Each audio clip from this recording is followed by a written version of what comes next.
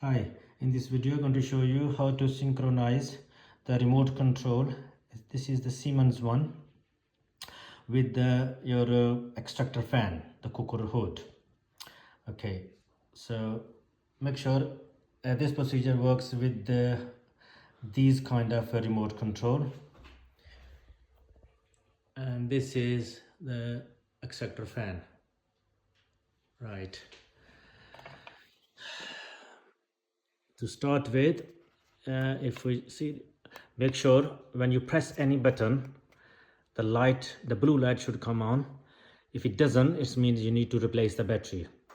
To replace the battery, there's a screw at the back, and make sure you replace the right battery.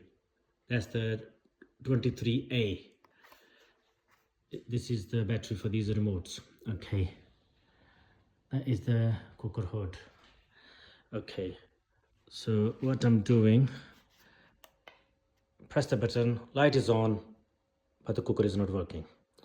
So the procedure is very simple, very straightforward. What we have to do, turn the power off, the power switch off for this extractor fan.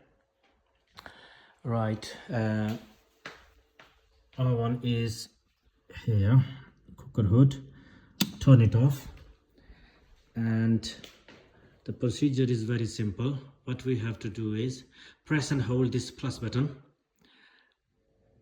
Press and hold and point towards this cooker hood. Press and hold. The light is on. After a few seconds, release the button and then turn this power back on. Normally it's recommended within 15 or 20 seconds. Don't delay too much, right? And then after turning the power back on, let's check. We start from this light.